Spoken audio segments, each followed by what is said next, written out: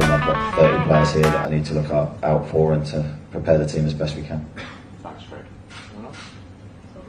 Chris, sorry, just in the middle. Thank you. Hi, Eddie. Just more on Alex in terms of the contractual situation. Are contract talks happening with him in terms of extending here, or are they scheduled to happen given the current situation? As far as I'm aware, I don't think there's any contract talks taking place at the moment. I think that will be for a later date potentially. I think for now, with the situation as it is and the state of the window, in the sense that it's hurtling towards the end of the window very quickly from our perspective, there's still so much that could happen. Those contract talks potentially may take place at a later date. And as things stand, do you still expect him to stay at Newcastle? I think you're trying to put words in my mouth there, Chris. I think I said against Celtic after the game, I certainly hope he stays. And I said I was confident that he'd stay. I don't see anything that's going to change that opinion of mine at the moment, but it's football and who knows what the future may bring. And on the wider transfer front, how are things going? Are you close to making any inroads there? So you spoke last week about the sort of frustration of going for so many players this summer and not quite happening. Obviously, nobody's arrived in that interim week. Yeah, the window's still challenging for us. I think we have multiple players that we're looking at across multiple positions. I think all clubs will say the same though. I know other clubs have brought more players in than we have, but it is a challenging window because prices are going up and the pool of players we have to pick from is small, as I've said before, but we are actively in the market. We are looking. I feel we need to do business. We need to bring players in. We feel with the challenge of the calendar, the football calendar this season, with all the games that we're going to have, we need the options and the depth.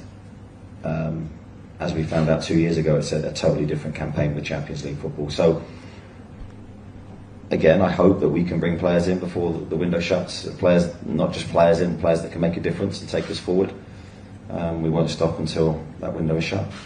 Thanks, Chris. I can see Bruno's feeling quite lonely. Come on, give him some questions. I'm very good here. Take the heat off me for a minute.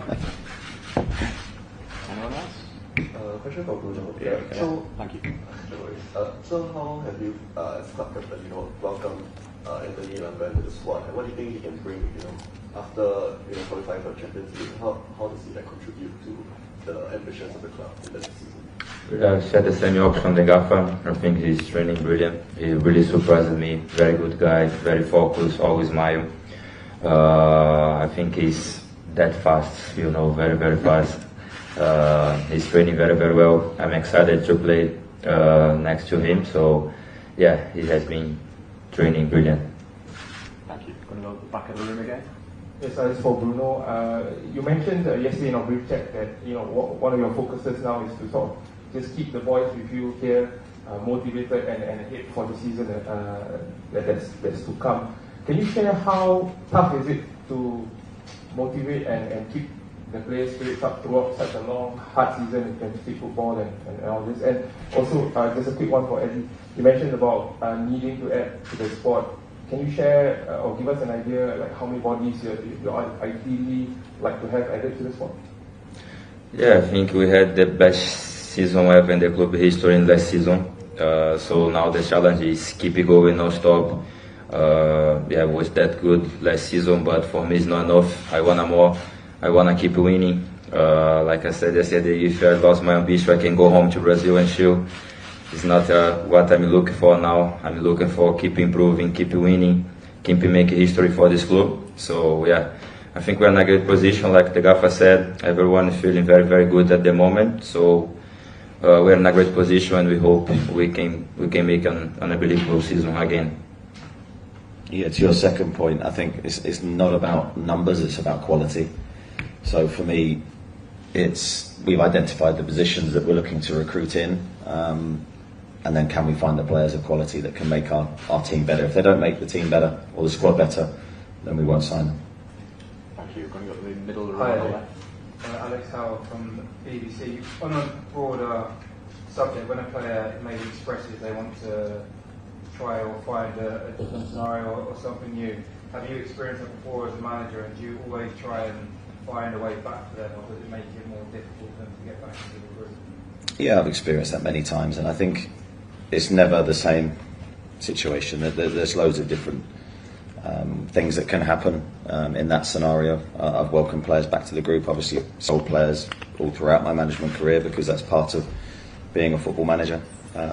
So every situation we're taking on an individual basis, but I think there's a wider picture here. There's a whole football club that has to make the decision. The ownership, together with the board of directors, will all, especially with the money involved in modern day transfers, the manager of course has an opinion, but ultimately the decision will rest with the board. Okay. Just on the front row. Yeah, I mean, having ended the 70-year wait by winning the Carabao Cup this season and returning the Champions League, what are the objectives that you set for the boys in the upcoming season? Yeah, I think even last year, I mean, Bruno will tell you, we didn't really have set objectives. We sort of season by season, we have long-term goals that we want to achieve. One of them was winning a trophy, which thankfully we did last year, and it was unbelievable to experience that. I think naturally, once you experience that feeling of winning, speaking on behalf of Bruno, I'm sure he feels the same. Once you have it, you want it again. So we want it again as quickly as possible. So in all the competitions that we're in, we're looking to do as well as we can. We set the bar very high. There's a lot of ambition within the team. And you can see from training has been very competitive. The lads are very driven to do well. So I see good signs. But obviously, as I said earlier, there's still some work to do with the squad. Thank you. Back to the room. Eddie, hello. James Olive from the SPN. You mentioned it on Alex, it'll be a club decision. How important is it for you that decision's made quickly, so you know one way or the other, you can plan and react accordingly? I wouldn't put a time scale on it. I think with these situations, it has to be right for the football club. And obviously everything then is taken into context below that, but the club will make the right decision with all the information that it has, and ultimately to try and move the club forward in whatever way that is. And then it's up to us then to make good decisions the other way and try and improve the squad as best we can, and that's what we're trying to do, regardless of Alex's situation. Of course, we want stability, and we want the group to have a really good feeling, and I have to say, the feeling during pre-seasons has been as good as any other. So I don't think we're distracted. We're here, we're focused, and we're working hard. Thanks, James. Anyone else? Yeah. Yeah, Bruno, if I can ask you, I was just a little bit. Is it distracting for the players, all this talk about Alex potentially leaving?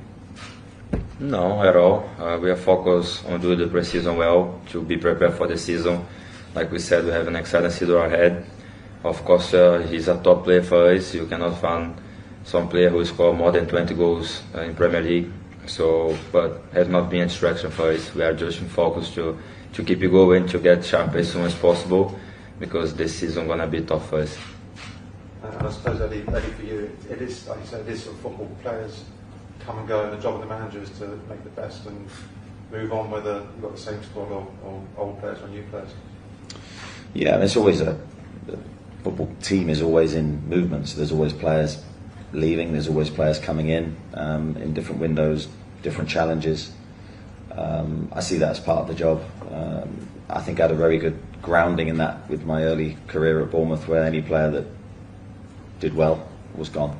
So but the team never stands still, and that's always the way it's been. And that's no prelude to what's going to happen with Alex. We'll wait and see what happens in that situation. But I think for us, we're relaxed on the situation. We are looking forward to working with the team and trying to hit new heights.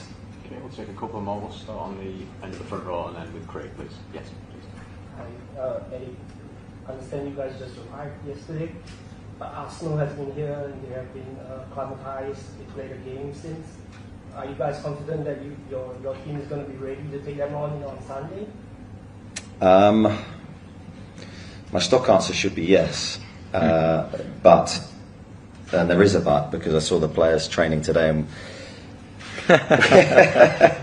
there was a bit of fatigue in the training today. The heat was one thing, but I think the players were still adjusting to time zones, and so I think a definite advantage for Arsenal tomorrow, having been here for much longer than we have. But it's a pre-season game, so we just want to get certain bits from the game. We want to be fitter, we want to be tactically better. We're up against a really good opponent, so I think the game's a great one for us. In terms of how we perform, I think we're building towards our best levels. I'll repeat, the most important thing is how we play against Aston Villa, not these games, but we need to get something from it. Thank you. Last one, Craig, please. Hi, just back to our Friday morning routine of Benton. Injuries, fitness, is there anyone who won't play tomorrow night, who hasn't trained? Just a general update on players' fitness and where they're at, please. Yeah, the squad at the moment is in a very good place, Alex apart. So Lewis Hall joined in today for his first very mini part of training. He didn't join in the full lot, but it was great to see him back with the team. I think the players were very excited to see him back as well. Apart from that, we're a clean bit of health, so the squad's in a good place. Yeah, the plan for Martin is to join us in the game. Thank you very much. Thank you.